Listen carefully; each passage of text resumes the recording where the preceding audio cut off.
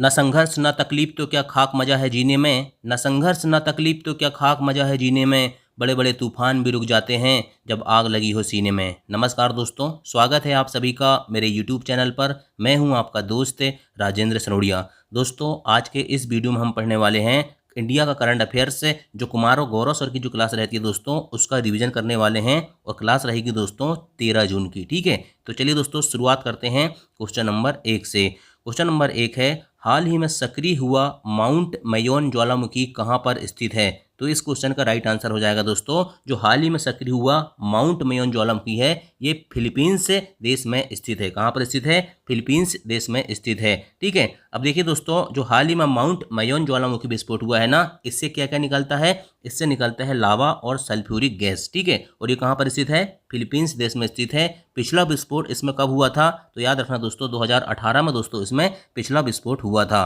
विश्व में सर्वाधिक ज्वालामुखी कहाँ पर आते हैं यदि आपसे पूछे तो याद रखना परिप्रशांत मेखला। दोस्तों याद रखना, विश्व के 2/3 ज्वालामुखी जो है इसी पेटी पर आते हैं। किस पेटी पर? परिप्रशांत मेखला पेटी पर आते हैं।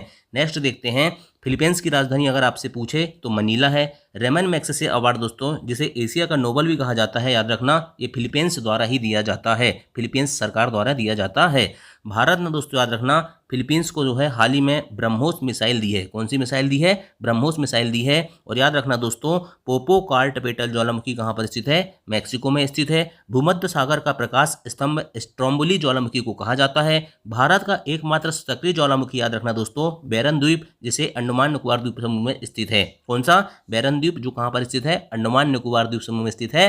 भारत का एकमात्र सक्रिय ज्वालामुखी है। अगर आपसे पूछे कि विश्व का सबसे ऊंचा सक्रिय ज्वालामुखी कौन सा है, तो याद रखना दोस्तों कोटोपेक्सी, जो कहाँ पर स्थित है? इक्वाडोर देश में स्थित है। ठीक है, चलिए नेक्स्ट देखते हैं, माउंट मेरापी ज्वालामुखी कहाँ पर स्थित है? तो याद रखना इंडोनेशिया में है। सिनामुंग ज्वालामुखी इंडोनेशिया में है। विसुबियस और एटना ज्वालामुखी दोस्तों याद रखना इटली देश में है। और क्राकाटोआ ज्वालामुखी कहाँ पर होते हैं? इंडोनेशिया देश में होते हैं। ठीक है, चलिए नेक्स्ट क्वेश्चन है, हाल ही में विश्व बाल श्रम निषेध दिवस कब मनाया गया? ठीक है, इंपॉर्टेंट क्वेश्चन है दोस्तों, विश्व बाल श्रम निषेध दिवस कब मनाया गया? तो इस क्वेश्चन का राइट आंसर है 12 जून को मनाया गया है। ठीक है, अब देखिए दोस्तों, विश्व बाल श्रम दिवस कब मनाया जाता है? 12 जून को। इसकी शुरुआत हुई थी 2002 यानी कि 2002 से। इसकी जो थीम थी दोस्तों इस बार की, ये थी सार्वभौमिक सामाजिक न्याय, बाल श्रम का अंत, ये इसकी थीम थी। ठीक है, और याद रखना दोस्तों, बाल श्रम निषेध अधिनियम कब से लागू है? 1986 से लागू है। आपको पता होगा दोस्तों कि मौलिक अधिकार जो है वो संविधान के भाग 3 में है और अनुच्छेद 12 से 35 तक इसका वर्णन है। उसमें एक मौलिक अधिकार होता है दोस्तों शोषण के विरुद्ध अधिकार। ठीक है, जिसमें 2 अनुच्छेद हैं,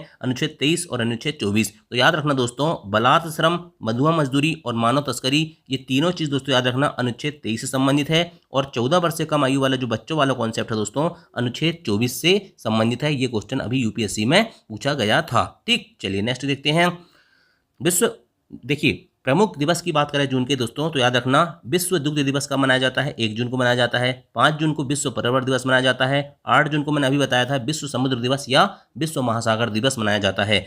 14 जून को विश्व रक्तदाता दिवस मनाया जाता है। 17 जून को विश्व मरुस्थलीकरण रोकथाम और सूखा रोकथाम दिवस मनाया जाता है। 21 जून को दोस्तों याद रखना विश्व योग दिवस और 23 जून को ओलंपिक दिवस मनाया जाता है। सारे दिवस इंपॉर्टेंट है, आपको क्या करना है? याद रखना है। नेक्स्ट क्वेश्चन है, 8वीं महिला जूनियर हॉकी एशिया कप 2023 की विजेता टीम कौन सी है? तो याद रखना दोस्तों, इस क्वेश्चन का राइट आंसर है भारत है। 8वीं महिला जूनियर हॉकी एशिया कप 2023 की विजेता टीम भारत है। देखिए दोस्तों, इंपॉर्टेंट चीज आपको याद रखना है, जो महिला जूनियर हॉकी एशिया कप हुआ दोस्तों, ये 8वें क्रम का है। आयोजन कहाँ हुआ था? तो जापान में हुआ था। फाइनल मैच भारत और दक्षिण कोरिया यानी कि साउथ कोरिया के बीच में खेला गया। इसकी विजेता टीम कौन रही है? भारत रही है और पहली बार जीती है। ठीक है, याद रखना दोस्तों, भारत ने पहली बार जीता है क्या? महिला जूनियर हॉकी एशिया कप। ठीक है, चलिए नेक्स्ट देखते हैं, 15वां हॉकी वर्ल्ड कप की बात करें दोस्तों, तो इसका आयोजन कहाँ हुआ था? उड़ीसा में हुआ था। कौन से स्टेडियम में हुआ था? बिरसा मुंडा स्टेडियम, राउरकेला, जो कहाँ पर है? उड़ीसा में स्थित है। विजेता कौन रहा है? जर्मनी रहा है और उपविजेता कौन रहा है? बेल्जियम रहा है। ठीक है, चलिए नेक्स्ट देखते हैं, तीसरा खेलो इंडिया यूनिवर्सिटी गेम्स कहाँ पर हुआ है? यूपी यानी उत्तर प्रदेश में। 5वां खेलो इंडिया यूथ गेम, दोनों में याद रखना दोस्तों, दोनों में कंफ्यूज मत होना, ये खेलो यूनिवर्सिटी गेम है और ये यूथ गेम है। ठीक है, ये मध्य प्रदेश में हुआ है। पहली महिला प्रीमियर लीग की विजेता कौन है? मुंबई इंडियंस है। जैसे आईपीएल होता है ना, उसी प्रकार से महिला की भी क्या हुआ है? प्रीमियर लीग शुरू हुई है, महिला प्रीमियर लीग, और इसकी विजेता कौन रही है? मुंबई इंडियंस रही है। 33वें ओलंपिक खेल दोस्तों याद रखना 2024 में कहाँ आयोजित होंगे? पेरिस में आयोजित होंगे। आईसीसी महिला टी20 क्रिकेट विश्व कप 2023 की विजेता कौन है? ऑस्ट्रेलिया है। और राष्ट्रमंडल खेल दोस्तों याद रखना 2026 में विक्टोरिया ऑस्ट्रेलिया में आयोजित होंगे। ठीक है, चलिए नेक्स्ट क्वेश्चन देखते हैं। आईपीएल 2023 की बात करें तो ये 16वें क्रम का था। विजेता इसमें चेन्नई सुपर किंग्स रही है, सीएसके रही है। उपविजेता गुजरात टाइटंस रही है। चेन्नई सुपर किंग्स के कप्तान एमएस धोनी थे, गुजरात टाइटंस के कप्तान हार्दिक पांड्या थे। ठीक है, ऑरेंज कैप जो सबसे ज़्यादा रन बनाता है उसको मिलती है शुभमन गिल को, और पर्पल कैप जो सबसे ज़्यादा विकेट लेता है पूरे टूर्नामेंट में उसको मिलती है मोहम्मद शमी को मिली है purple cap. Fair play award है। ठीक है, तो ये मिला किसको? दिल्ली कैपिटल्स को मिला है। ठीक है, चलिए नेक्स्ट क्वेश्चन देखते हैं।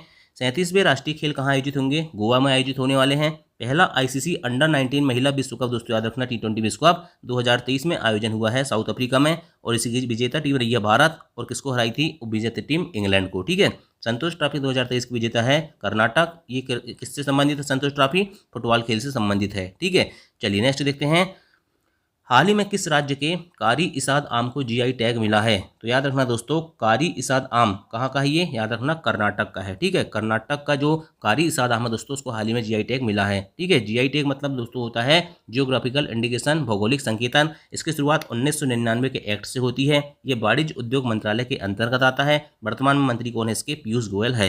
याद रखना दोस्तों, जो जीआई टैग है ना ये 10 वर्ष के लिए दिया जाता है। ठीक है, और पहली बार जीआई टैग किसको दिया गया था? 2004 में दार्जिलिंग। ठीक है, दार्जिलिंग कहाँ पर है? असम में स्थित है। ठीक है, उसकी चाय को दिया गया था। ठीक, चलिए इंपॉर्टेंट क्वेश्चन है, याद रखना है ना। कारी इसाद आम दोस्तों याद रखना, ये अंकोला तालुक, अंकोला नाम की जगह है, तालुक कहते हैं ना गाँव वगैरह, वो एक जगह है अंकोला, ठीक, कर्नाटक में। ठीक है, यहाँ पर इसको मिला है। और इसकी विशेषता ये है दोस्तों कि इस आम की विशेषता ये है कि ये इसकी त्वचा बहुत पतली होती है, छिलका बहुत पतला होता है, गूदा बहुत ज़्यादा होता है, मीठा होता है और सुगंधित होता है। ठीक है, चलिए प्रमुख जीआई टैग की बात करें तो लंगड़ा आम उत्तर प्रदेश का है, बसोहली पेंटिंग जम्मू कश्मीर की है, कांगड़ा चाय हिमाचल प्रदेश, मिर्चा चावल बिहार, मगही पान बिहार, शाही लीची कहाँ का है? बिहार का है। मिथिला मखाना कहाँ का है? बिहार का है। कुंबुंग अंगूर तमिलनाडु का है, और बनारसी पान कहाँ का है? बनारस उत्तर प्रदेश का है। नेक्स्ट क्वेश्चन है, भारत सरकार ने किसकी अध्यक्षता में मणिपुर में शांति समिति का गठन किया है? तो इस क्वेश्चन का राइट आंसर हो जाएगा दोस्तों अनुसुईया उइके की अध्यक्षता में मणिपुर में शांति समिति का गठन किया है। मतलब झगड़ा हुआ होगा तभी तो शांति समिति बनी ना।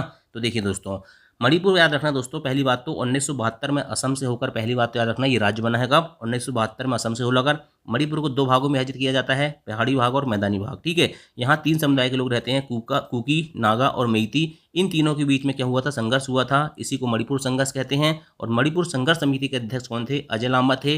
लेकिन शांति समिति के अध्यक्ष किसे बनाया गया है? अनुसुईया उइके जी को बनाया गया है, जो वर्तमान में मणिपुर की राज्यपाल हैं। अभय मनोहर सप्रे समिति का संबंध किससे है? तो अडानी ग्रुप की जांच के लिए अभय मनोहर सप्रे समिति बनाई गई है। लोकटक झील कहाँ पर है? मणिपुर में है। ये उत्तर पूर्व भारत की दोस्तों या पूर्वोत्तर भारत की मीठे पानी की सबसे बड़ी झील है। राजकीय पशु क्या है मणिपुर का? संघाई हिरण है। काबुल लामजो राष्ट्रीय उद्यान कहाँ पर है? तो याद रखना दोस्तों मणिपुर में है, और ये विश्व का एकमात्र तैरता हुआ राष्ट्रीय उद्यान है। झावेरी बहन दोस्तों याद रखना मणिपुर डांस की, दोस्तों याद रखना मणिपुर डांस है। ठीक है, मणिपुर डांस की जो है फेमस कलाकार है कौन? झावेरी बहन। नेक्स्ट है थांगटा, दोस्तों याद रखना ये थांगटा मार्शल आर्ट कहाँ का है? फेमस मणिपुर का है। असम के नए राज्यपाल गुलाब चंद को बनाया गया है। इनर लाइन परमिट क्या है दोस्तों याद रखना? अरुणाचल, नागालैंड, मिजोरम और मणिपुर, इन चारों राज्यों को पास करने के लिए दोस्तों जो लाइन है उसे इनर लाइन परमिट कहा जाता है।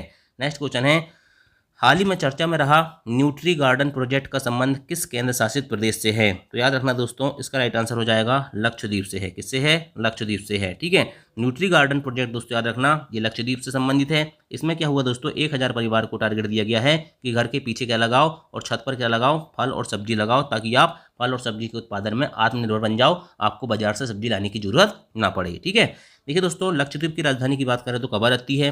ये प्रवाल से निर्मित द्वीप है लक्षद्वीप। 8 डिग्री चैनल किसके बीच में है? मालदीव और मिनिकॉय के बीच में है। 9 डिग्री चैनल मिनिकॉय और लक्षद्वीप, लक्षद्वीप की राजधानी क्या है? कवरत्ती के बीच में स्थित है। 10 डिग्री चैनल अंडमान को निकोबार से अलग करता है। ओलरी कल्चर दोस्तों सब्जी उत्पादन, बर्मी कल्चर केंचुआ उत्पादन, विटी कल्चर अंगूर उत्पादन, और अंडमान निकोबार की सबसे ऊंची चोटी कौन सी है? सैडल पीक है। ठीक है, चलिए नेक्स्ट है, हाल ही में भारतीय सेना ने सीबीजी ऑपरेशन शक्ति और सुरक्षा का आयोजन कहाँ किया है? तो इस क्वेश्चन का राइट आंसर हो जाएगा दोस्तों अरब सागर में किया है। चलिए नेक्स्ट देखते हैं दोस्तों, सिलिनिक्स से 2023 दोस्तों याद रखना प्रमुख अभ्यास हैं, ये भारत और श्रीलंका के बीच में होता है। मित्र शक्ति भी भारत और श्रीलंका के बीच में होता है। सिन्यू मैत्री अभ्यास भारत और जापान के बीच में होता है। प्रोजेक्ट जो है दोस्तों याद रखना 2023 में भारत और फ्रांस के बीच में हुआ है। कोंकण 2023 इंडिया और यूके के बीच में हुआ है। होप इंडिया, वज्र प्रहार और तर्कस, ये तीनों अभ्यास दोस्तों भारत और अमेरिका के बीच में होते हैं। धर्म गार्जियन 2023 भारत जापान, और डस्टलिक 2023 दोस्तों याद रखना भारत और उज्बेकिस्तान के बीच में होने वाला अभ्यास है। साइक्लोन बन दोस्तों याद रखना इंडिया और इजिप्ट के बीच में होता है, और सूर्य किरण भारत और नेपाल के बीच में होता है। नेक्स्ट क्वेश्चन है, हाल ही में भारतीय विशिष्ट पहचान प्राधिकरण का सीईओ किसे नियुक्त किया गया है? तो याद रखना दोस्तों ये किया गया है अमित अग्रवाल जी को। किसको? अमित अग्रवाल को। ठीक है, याद रखना दोस्तों भारतीय विशिष्ट पहचान प्राधिकरण की स्थापना 2016 में होती है। इसका काम है आधार कार्ड को बनाना, और इसके वर्तमान सीईओ अमित अग्रवाल हैं। ठीक है, याद रखना दोस्तों हाल ही में एलआईसी के अध्यक्ष बनाए गए हैं सिद्धार्थ मोहंती, और परमाणु ऊर्जा आयोग के अध्यक्ष दोस्तों याद रखना ए के मोहंती। देखिए एलआईसी के सिद्धार्थ और परमाणु ऊर्जा एटॉमिक मतलब ए से एटॉमिक मतलब परमाणु, ये ए से ए के मोहंती। ठीक है, इन दोनों नाम में कन्फ्यूज नहीं होना। ठीक है, अमेरिकी राष्ट्रपति के घरेलू नीति सलाहकार बने हैं नीरा टंडन। ट्विटर के नए सीईओ है लिंडा याकरीना। सीबीआई के निदेशक बने हैं प्रवीर सूद। संघ लोक सेवा आयोग के अध्यक्ष हाल ही में बने हैं मनोज सोनी, और भारतीय प्रतिस्पर्धा आयोग के नए अध्यक्ष बने हैं रमणीत गौर। ठीक है, चलिए नेक्स्ट है क्वेश्चन नंबर 9। हाल ही में केंद्रीय मंत्री सर्बानंद सोनोवाल द्वारा प्रारंभ किया गया ऑनलाइन ड्रेजिंग मॉनिटरिंग सिस्टम क्या है? ठीक है, कौन सा है? ठीक है, याद रखना दोस्तों सागर समृद्धि है। कौन सा है? सागर समृद्धि है। सर्बानंद सोनोवाल दोस्तों याद रखना वर्तमान में जहाजरानी मंत्री है। ऑनलाइन ड्रेजिंग मॉनिटरिंग सिस्टम है सागर समृद्धि, ये अभी प्रारंभ हाल ही में उन्होंने किया है। ठीक है, इसके अलावा दोस्तों प्रहरी ऐप दोस्तों याद रखना ये बीएसएफ बॉर्डर सिक्योरिटी फोर्स है, सीमा सुरक्षा बल का है। अमर सरकार पोर्टल त्रिपुरा का है। जलदूत ऐप दोस्तों ग्रामीण विकास मंत्रालय द्वारा जारी किया गया है। ई समाधान पोर्टल यूजीसी द्वारा बनाया गया है। निदान पोर्टल दोस्तों मादक नशीले पदार्थों को रोकने के लिए बनाया गया है। स्केल ऐप का संबंध चमड़ा से है। किसान मोबाइल ऐप का संबंध दोस्तों याद रखना आईआईटी रुड़की ने इसको बनाया है। और ई अमृत ऐप दोस्तों याद रखना नीति आयोग का ऐप है। इसके अलावा दोस्तों याद रखना लास्ट क्वेश्चन, हाल ही में ओपन टेनिस टूर्नामेंट का पुरुष एकल का खिताब किसने जीता है? तो नोवाक जोकोविच ने जीता है। नोवाक जोकोविच कहाँ के रहने वाले हैं ये आप मुझे कमेंट करके बता देना। ठीक है, चलिए अब दोस्तों याद रखना यहाँ पर मोस्ट इंपॉर्टेंट फैक्ट है। ठीक है, ये यहाँ पर बहुत इंपॉर्टेंट फैक्ट थे, लेकिन दोस्तों उसको मैं पीडीएफ में लगाना भूल गया हूँ। ठीक है, तो मैं आपको पीडीएफ में दे दूंगा, है ना। इस क्वेश्चन की जो एक्स्ट्रा डिटेल जानकारी थी यहाँ पर लगाना भूल गया पीडीएफ में। ठीक है, तो आपको मैं दे दूंगा पीडीएफ में, उससे पढ़ लेना। ठीक, तो अब गायत्री मंत्र पढ़ा देता हूँ दोस्तों, जो गायत्री मंत्र कुमार गौरव सर पढ़ाते हैं। 1905 में बंगाल विभाजन हुआ था लॉर्ड कर्जन के समय में। 1906 में सूरत अधिवेशन होता है, जिसमें क्या होता है नरम दल और गरम दल का विभाजन होता है। उस समय कांग्रेस के अध्यक्ष रासबिहारी बोस जी थे। ठीक है, 1909 में दोस्तों मार्ले मिंटो सुधार एक्ट आता है। इससे क्या हुआ सांप्रदायिक निर्वाचन प्रणाली शुरू हो जाती है। 9 जनवरी 1915 को दोस्तों गांधी जी दक्षिण अफ्रीका यानी साउथ अफ्रीका से वापस आते हैं, इसलिए 9 जनवरी को प्रवासी भारतीय दिवस मनाया जाता है। नेक्स्ट है 1916 में लखनऊ अधिवेशन होता है। इसमें नरम दल और गरम दल का मिलन होता है। कांग्रेस और मुस्लिम का समझौता हो जाता है, और इसके अध्यक्ष रहते हैं अंबिका चरण मजबूदार। ठीक है, 1917 में दोस्तों याद रखना चंपारण सत्याग्रह बिहार होता है। चंपारण सत्याग्रह होता है जो बिहार में है, जो नील की खेती के खिलाफ किया जाता है। 1919 में दोस्तों रूलेट एक्ट लागू होता है। जालियांवाला बाग हत्याकांड इसके विरुद्ध में किया जाता है। ठीक है, 13 अप्रैल 1919 को दोस्तों जालियांवाला बाग हत्याकांड होता है, और उसमें तो इसी समय दोस्तों याद रखना मॉन्टेग्यू चेम्सफोर्ड एक्ट भी लागू होता है 1919 में।